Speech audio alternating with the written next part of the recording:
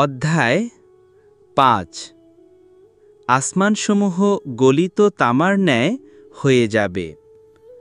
কোরআনের অন্য স্থানে আকাশ সম্পর্কে বলা হয়েছে, সেদিন আসমানসমূহ গলিত তামার ন্যায় হয়ে যাবে। সূরা মায়ারিজ ৮।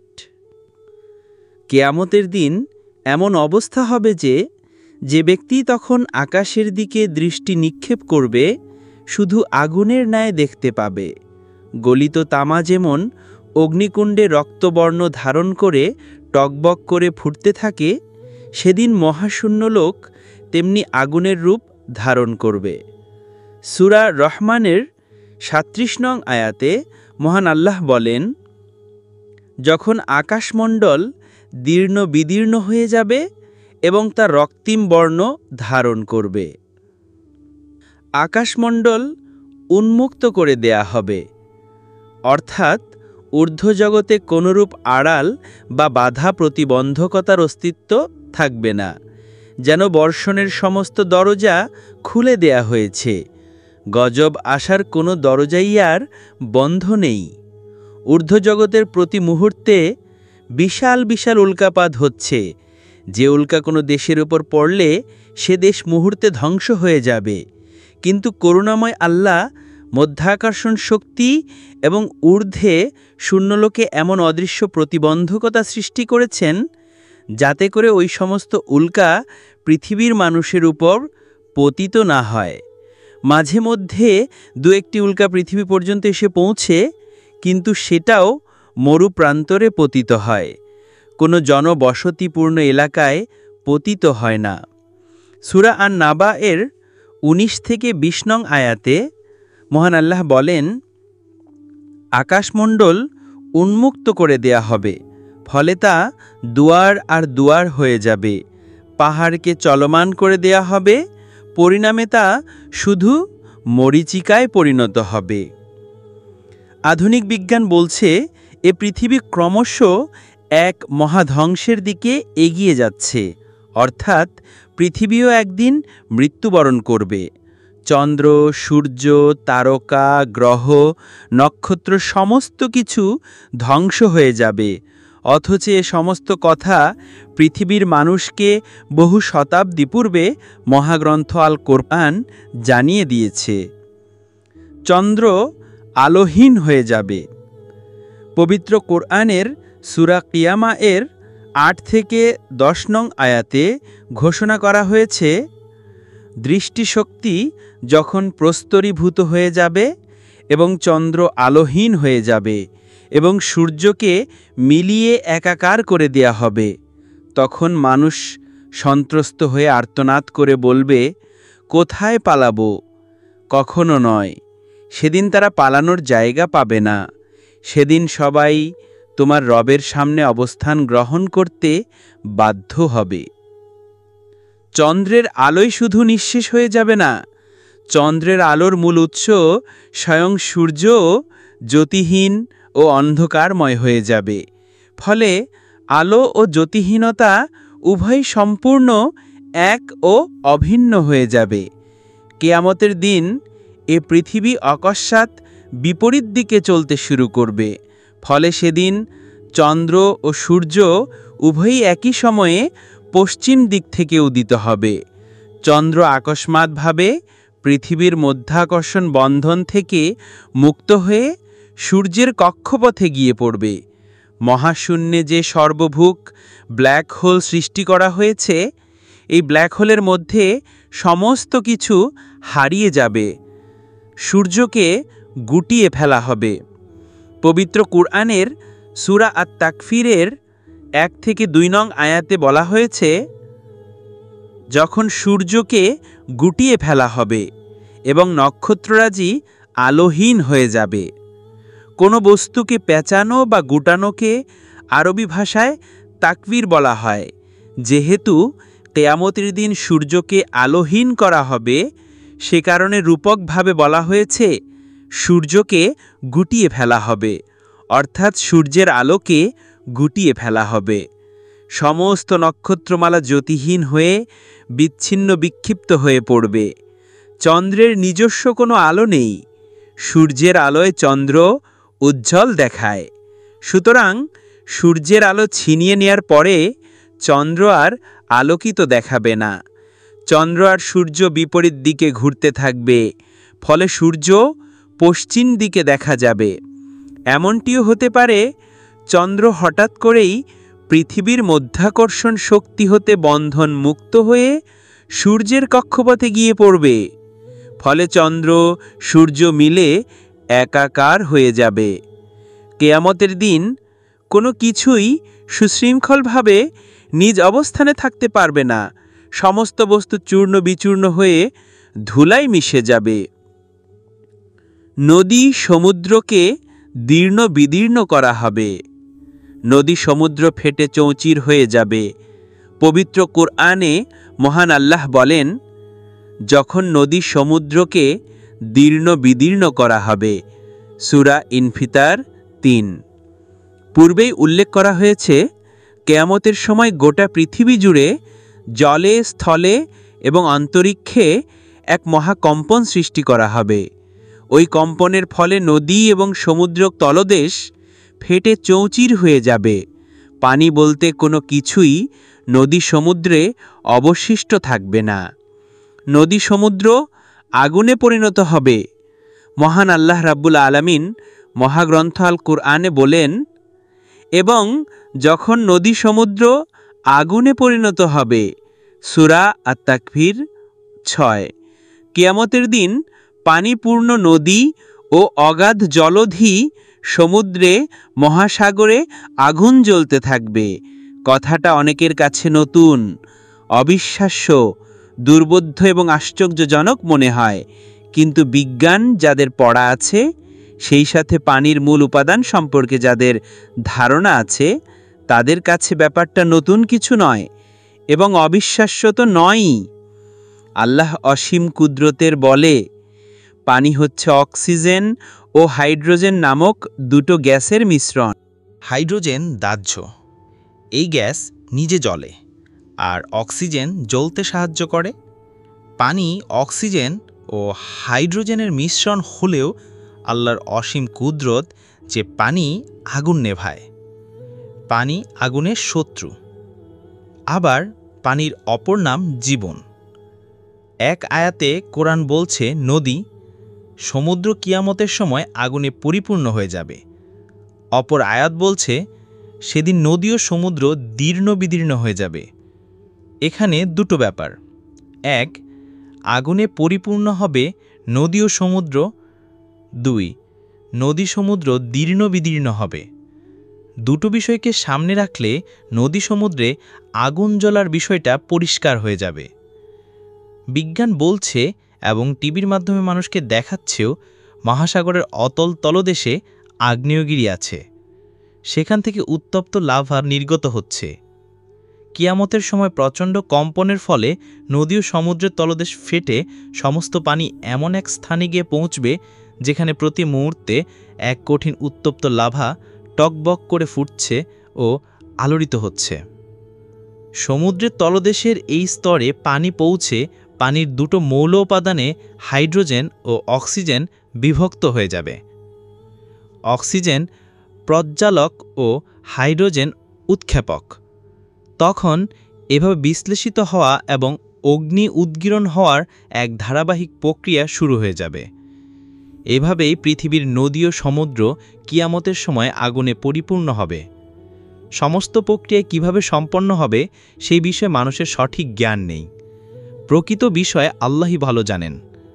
তবে মানুষ যদি সেদিনের অবস্থা সম্পর্কে সামান্য ধারণা লাভ করতে চায়, তাহলে বিভিন্ন আগ্নেয়গিরি থেকে ধারণা লাভ করতে পারে।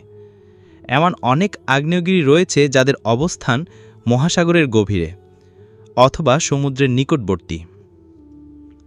সমুদ্রের পানির প্রচণ্ড চাপকে দীর্ণ বিদীর্ণ করে রক্তিমবর্ণ উত্তপ্ত লাভা তীব্র বেগে ছুটতে থাকে। পানির ভিতর দিয়ে লাভা যে পথে অগ্রসর হয়, চারদিকের পানি উত্তপ্ত লাভা শোষণ করতে থাকে বা বাষ্পাকারে উগে যায়। পানির ভিতরেও তপ্ত লাভা টকবক করে ফুটতে থাকে। আতঙ্কে মানুষ দিশাহারা হয়ে যাবে। সেদিন ভয়ে গর্ভবতী নারীর গর্ভপাত ঘটবে। মায়ের কাছে সন্তান সবচেয়ে প্রিয়। সন্তানের জন্য মা প্রয়োজনে নিজের জীবনও দান করতে পারে। কিন্তু কিয়ামতের সময় যে ভয়ঙ্কর অবস্থার সৃষ্টি হবে তা দেখে মা সন্তানের কথা ভুলে যাবে। পৃথিবীতে ভূমিকম্প পূর্বাভাস দিয়ে সংঘটিত হয় না। মাত্র কিছুদিন পূর্বে তুরস্কে এবং ভারতের গুজরাটের ভুজ শহরে যে ভূমিকম্প হয়ে গেল, সেখানে মানুষ বিভিন্ন অবস্থায় নিয়োজিত ছিল। কেউ আহারে, ভ্রমণে, সাংসারিক উপকরণ যোগানের কাজে, কেউ গান বাজনায়, নৃত্যে, কেউ বা অবৈধভাবে যৌন সম্ভোগে নিয়োজিত ছিল। ভূমিকম্পে তুরস্কে যেসব নামি দামি হোটেল তথাকথিত আধুনিকতার দাবিদারদের আবাসস্থল ধ্বংস হয়েছিল, সেসব ধ্বংসাবশেষ থেকে মৃতদেহ উদ্ধারের সময় এমন সব নারী পুরুষের মৃতদেহ উদ্ধার করা হয়েছে যারা অবৈধভাবে যৌন সম্ভোগে নিয়োজিত ছিল। যে মুহূর্তে তারা কিয়ামত বিচার দিবসের কথা ভুলে আল্লাহর বিধান অমান্য করে কুকর্মে নিয়োজিত ছিল, ঠিক সেই মুহূর্তে ভূমিকম্পের কবলেই তারা পড়েছিল। কিয়ামত কখন অনুষ্ঠিত হবে তা একমাত্র আল্লাহ তাআলাই অবগত আছেন। মানুষ সে সময় নানা ধরনের কাজে নিয়োজিত থাকবে, মাতৃস্তন সন্তান মুখে নিয়ে চুষতে থাকবে। সেই মুহূর্তে মহাধ্বংসযজ্ঞ শুরু হয়ে যাবে। মায়েরা নিজেদের শিশু সন্তানদেরকে দুধ পান করানো অবস্থায় ফেলে দিয়ে পালাতে থাকবে এবং নিজের কলিজার টুকরার কি অবস্থা হলো তা কোনো মায়ের মনে থাকবে না। স্তনদাণ্ডত মা সন্তান রেখে পালিয়ে যাবে। মহান আল্লাহ তাআলা সূরা হাজ্জের ২ নং আয়াতে বলেন, হে মানুষ, তোমাদের রবের গজব থেকে বাঁচো। আসলে কিয়ামতের প্রকম্পন বড় ভয়ঙ্কর জিনিস। সেদিনের অবস্থা এমন হবে যে প্রত্যেক স্তনদানকারিণী ভীতগ্রন্থ হয়ে নিজের স্তনদাণ্ডত সন্তান রেখে পালিয়ে যাবে। ভয়ে গর্ভবতী নারীর গর্ভপাত ঘটে যাবে। তখন মানুষদের তুমি দেখতে পাবে মাতালের মতো, কিন্তু তারা কেউ নেশাগ্রস্ত হবে না। আল্লাহর আযাব অত্যন্ত ভয়ঙ্কর হবে। মানুষ নেশাগ্রন্থের মতো আচরণ করতে থাকবে। কিয়ামতের দিন মানুষ নেশাগ্রন্থের মতো আচরণ করতে থাকবে। মদপান না পেয়েও ভয়ে আতঙ্কে মানুষ মাতালের মৃত হবে। মানুষের তাকানোর ভঙ্গি দেখে মনে হবে যেন চোখের তারা কোটর ছেড়ে ছিটকে বের হয়ে যাবে। চোখের পলক ফেলতেও মানুষের মনে থাকবে না। ভয়ে আতঙ্কে স্থিরভাবে তাকিয়ে থাকবে, মনে হবে যেন পাথরের চোখ। মহান রব্বুল আলামিন সূরা ইব্রাহিমে বলেন, আল্লাহ তো তাদেরকে ক্রমশ নিয়ে যাচ্ছেন সে দিনটির দিকে যখন চোখগুলো দিগ্ভ্রান্ত হয়ে যাবে, আপন মস্তকসমূহ ঊর্ধ্বমুখী করে রাখবে, তাদের দৃষ্টি আর তাদের দিকে ফিরে আসবে না এবং ভয়ে তাদের অন্তরসমূহ উড়ে যাবে। প্রাণভয়ে উষ্টাগত হবে। ভয়ে আতঙ্কে মানুষের বুকের কলিজা কণ্ঠনালীর কাছে চলে আসবে। পবিত্র কোরআনের সূরা নাজিয়াতে বলা হয়েছে, তাদের দৃষ্টিসমূহ তখন ভীত সন্ত্রস্ত হবে। সূরা নাজিয়াত আয়াত ৯। সূরা কিয়ামাহ বলছে, তখন তাদের দৃষ্টিসমূহ প্রস্তরীভূত হয়ে যাবে। সেদিন মানুষ ওই ভয়ঙ্কর অবস্থায় এমন ভীতশঙ্কিত, বিস্মিত ও হতভম্ব হয়ে দেখতে থাকবে যে নিজের শরীরের দিকে তাকানোর কথা সে ভুলে যাবে। কিয়ামতের দিন মানুষ এমন কাতরভাবে তাকাবে, দেখে মনে হবে মানুষের চোখগুলোয় বুঝি প্রাণ নেই, পাথরের নির্মিত চোখ। সবার দৃষ্টি বিস্ফুরিত হয়ে যাবে। সূরা মুমিনের ১৮ নং আয়াতে আল্লাহ বলেন, হে নবী, ভয় দেখাও এ মানুষদেরকে সেদিন সম্পর্কে যা খুব সহসাই এসে পড়বে, যখন প্রাণ ভয়ে উষ্ঠাগত হবে এবং মানুষ নীরবে ক্রোধ হজম করে অসহায়ের মতো দাঁড়িয়ে থাকবে। কম্পনের পর কম্পন আসতে থাকবে। আল কুরআন জানাচ্ছে, যেদিন ধাক্কা দিবে মহাকম্পনির একটি কম্পন, তারপর আরেকটি ধাক্কা। মানুষের অন্তরসমূহ সেদিন ভয়ে কাঁপতে থাকবে। সূরা নাজিয়াত ৬ থেকে ৮। সেদিন শিশুদেরকে বৃদ্ধ করে দেবে। মানুষ যখন চরম দুশ্চিন্তা গ্রন্থে হয়, তখন তাকে দেখে অনেকেই মন্তব্য করে, মানুষটিকে চিন্তায় বুড়ো মানুষের মতো দেখাচ্ছে। এর অর্থ হল মানুষটি ভীষণভাবে চিন্তাগ্রস্ত। এ ধরনের উদাহরণ দিয়েই মহান আল্লাহ কিয়ামতের দিন সম্পর্কে বলেন, সেদিন কেমন করে রক্ষা পাবে, যেদিন শিশুদেরকে বৃদ্ধ করে দেবে এবং যার কঠোরতায় আসমান দীর্ণ বিদীর্ণ হয়ে যাবে। সূরা মুজাম্মিল ১৭ থেকে ১৮। মানুষ ভয়ে মাতাপিতা ও স্ত্রী সন্তান ছেড়ে পালিয়ে যাবে। কি ধরনের বিপদে পড়লে মানুষ নিজ সন্তান প্রাণের প্রিয়জনকে ছেড়ে পালায় তা কল্পনাও করা যায় না। নবী করিম সাল্লাল্লাহু আলাইহি ওয়াসাল্লাম বলেন, কিয়ামতের দিন হাসরের ময়দানে সমস্ত মানুষ সম্পূর্ণ নগ্ন ও বস্ত্রহীন অবস্থায় উঠবে। রসুলের স্ত্রীদের একজন কোনো বর্ণনা অনুযায়ী হজরত আয়েশা, কোনো বর্ণনা অনুসারে হজরত সাউদা রাদিয়াল্লাহু তাআলা আনহুমা, আবার কোনো বর্ণনাকারীর মতে অন্য একজন নারী আতঙ্কিত হয়ে জানতে চাইলেন, হে আল্লাহর রাসূল, আমাদের গোপন অঙ্গসমূহ সেদিন সবার সামনে অনাবৃত ও উন্মুক্ত হবে? এ প্রশ্নের জবাবে আল্লাহর রাসূল কোরআন থেকে জানিয়ে দিলেন, সেদিন কারও প্রতি দৃষ্টি দেওয়ার মতো সচেতনতা কারও থাকবে না। মহান আল্লাহ বলেন, সবশেষে যখন সেই কান বধিরকারী ধ্বনি উচ্চারিত হবে, সেদিন মানুষ তার নিজের ভাই, মাতাপিতা এবং স্ত্রী সন্তান ছেড়ে পালিয়ে যাবে। তাদের প্রত্যেকের উপর সেদিন এমন একটি সময়, অর্থাৎ ভয়ঙ্কর ও বিভীষিকাপূর্ণ সময় এসে পড়বে, যখন নিজকে ছাড়া, অর্থাৎ নিজের প্রাণ বাঁচানোর চেষ্টা ছাড়া আর কারও প্রতি দৃষ্টি দেওয়ার অবকাশ থাকবে না। সেদিন কতিপয় মুখমণ্ডল আনন্দে উজ্জ্বল থাকবে, হাসি খুশি ভরা ও সন্তুষ্ট স্বচ্ছন্দ হবে। আবার কতিপয় মুখমণ্ডল ধূলিমলিন হবে, অন্ধকার সমাচ্ছন্ন হবে। সূরা আবাসা 33-41। কোনো স্নেহদাতা পিতা ও স্নেহময়ী মাতা যদি ফাঁসির আসামি হয় এবং কোনো সন্তানকে মঞ্চে উঠিয়ে প্রস্তাব দেয়া হয়, তোমাকে মুক্তি দিয়ে যদি তোমার কোনো সন্তানকে ফাঁসি দেয়া হয়, তাতে তুমি রাজি আছো কি না? পৃথিবীর কোনো পিতামাতাই বোধহয় এ প্রস্তাব গ্রহণ করবে না। নিজে ফাঁসিতে ঝুলবে, কিন্তু সন্তানের মৃত্যু সে কামনা করবে না। পৃথিবীতে রাষ্ট্র ক্ষমতা নিজের নিয়ন্ত্রণে রাখার জন্য অর্থ সম্পদ নিজের দখলে নেয়ার লক্ষ্যে কত মামলা মোকদ্দমা, একজন সুন্দরী মেয়েকে স্ত্রী হিসেবে লাভের জন্য কত চেষ্টা। কিন্তু কেয়ামতের দিন, সেদিন বিপদের ভয়াবহতা দেখে মানুষ গোটা পৃথিবীর সমস্ত সম্পদের বিনিময়ে হলেও নিজের প্রাণ বাঁচানোর চেষ্টা করবে। পরিচিত আপনজনদের অবস্থা যে কি তা জানারও চেষ্টা করবে না। নিজের চিন্তা ছাড়া সে আর কারও চিন্তা করবে না। আত্মীয়তার বন্ধন কোনোই কাজে আসবে না।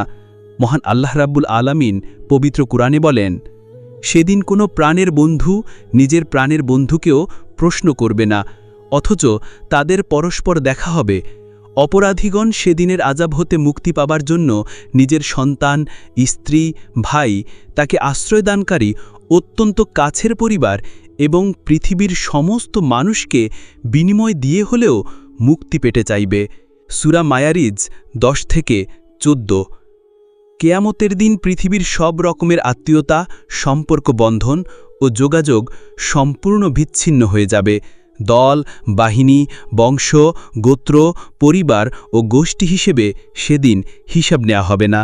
এক এক ব্যক্তি একান্ত ব্যক্তিগতভাবেই সেদিন হিসাব দেবে। সুতরাং আত্মীয়তা, বন্ধুত্ব, স্ত্রী সন্তান ও নিজ দলের খাতিরে কোনো ক্রমেই অন্যায় কর্মে লিপ্ত হওয়া বা অন্যায় কাজে সহযোগিতা করা, ইসলামী আন্দোলনের বিরোধিতা করা উচিত নয়। মাতাপিতা, ভাইবোন, বন্ধু-বান্ধব বা পরিচিতদেরকে সন্তুষ্ট করতে গিয়ে ইসলামী আন্দোলনের সাথে অসহযোগিতা করলে নিশ্চিত জাহান্নামে যেতে হবে। কারণ সেদিন নিজের কৃতকর্মের দায়-দায়িত্ব নিজেকেই বহন করতে হবে। দল, আত্মীয়তা, স্ত্রী সন্তান কোনো উপকারেই আসবে না। আল্লাহ তাআলা বলেন, কেয়ামতের দিন না তোমাদের আত্মীয়তার সম্পর্ক তোমাদের কোনো কাজে আসবে, না তোমাদের সন্তান সন্ততি। সূরা মুমতাহিনা 3। তবে হ্যাঁ, কোনো মানুষ যদি নিজের স্ত্রী সন্তানকে ইসলাম শিক্ষা দেয়, ইসলামী বিধান মেনে চলার ব্যাপারে সহযোগিতা করে, আল্লাহ চাইলে তারা উপকারে আসতেও পারে। সেদিন কেউ কারোর জন্য কিছু করতে পারবে না, কারো কোনো ক্ষমতাও থাকবে না। পৃথিবীর রাজা, বাদশাহ, ক্ষমতাসীন দল, ক্ষমতাবান মানুষ কত অত্যাচার করে দুর্বলদের উপর, ভুলে যায় কিয়ামতের ভয়াবহতার কথা। হাদিসে কুদসিতে এসেছে, নবী করিম সাল্লাল্লাহু আলাইহি ওয়াসাল্লাম বলেন, কেয়ামতের দিন মহান আল্লাহ রব্বুল আলামিন জলদ গম্ভীর সুরে ডাক দিয়ে বলবেন, আজ কোথায় পৃথিবীর সেই রাজা বাদশাগণ, কোথায় সেই অত্যাচারীগণ? সেদিন বাদশাহী হবে একমাত্র আল্লাহর। পবিত্র কুরআনের সূরা মুমিনের 16-17 আয়াতে ঘোষণা করা হয়েছে, আখিরাতের দিন উচ্চস্বরে করে প্রশ্ন করা হবে, আজ বাদশাহী কার? পৃথিবীর ক্ষমতাগর্বী শাসকগণ আজ কোথায়? উত্তরে বলা হবে, আজ বাদশাহী কর্তৃত্ব, প্রভুত্ব একমাত্র পরম্পরাক্রান্তশালী আল্লাহর। বলা হবে, আজ প্রত্যেক মানুষকে সে যা অর্জন করেছে তার বিনিময় দেয়া হবে। আজ কারো প্রতি অবিচার করা হবে না, আর আল্লাহ হিসাব নেয়ার ব্যাপারে অত্যন্ত ক্ষিপ্র। অবিশ্বাসের আবরণ সৃষ্টি করে যারা নিজেদের দৃষ্টিকে আবৃত করে রেখেছে, তাদের চোখে সত্য ধরা পড়ে না। কেয়ামত, বিচার, জান্নাত, জাহান্নাম তথা অদৃশ্য কোনো শক্তিকে যারা বিশ্বাস করেনি, এসব ব্যাপারে কোনো গুরুত্ব দেওয়ারও প্রয়োজন অনুভব করেনি, সেদিন এদেরকে বলা হবে যে অবিশ্বাসের পর্দা দিয়ে নিজেদের দৃষ্টিশক্তিকে আড়াল করে রেখেছিলে, আজ সে পর্দা সরিয়ে ফেলা হয়েছে। এখন দেখো না আমার ঘোষণা কতটা সত্য ছিল। মহান আল্লাহ বলেন, সেদিন আল্লাহ প্রত্যেক অবিশ্বাসীকে বলবেন, এই দিনের প্রতি অবিশ্বাস করে তুমি অবহেলায় জীবন কাটিয়েছ। আজ তোমার চোখের পর্দা সরিয়ে দিয়েছি, যা তুমি বিশ্বাস করতে চাওনি, অন্তরের দৃষ্টি দিয়ে দেখতে চাওনি, তা আজ দেখো। এ সত্য দেখার জন্যে আজ তোমার দৃষ্টিশক্তি প্রখর করে দিয়েছি। সূরা কফ 22। দৃষ্টিশক্তি প্রখর করে দেওয়ার অর্থ হল চোখের সামনের যাবতীয় পর্দাকে অপসারিত করা। মৃত্যুর পরে কি ঘটবে এ মানুষ এ পৃথিবী থেকে তা দেখতে পায় না। যেসব কারণে তা দেখতে পায় না, সেদিন সেসব কারণসমূহ কার্যকর থাকবে না। ফলে পৃথিবীতে যারা ছিল অবিশ্বাসী, তারা নিজ চোখে সমস্ত দৃশ্য দেখে হতচকিত হয়ে যাবে। বিপদের ভয়াবহতা অবলোকন হয়ে মানুষ দিক বিদিক জ্ঞানশূন্য হয়ে পালাতে থাকবে, কিন্তু পালানোর জায়গা সেদিন থাকবে না।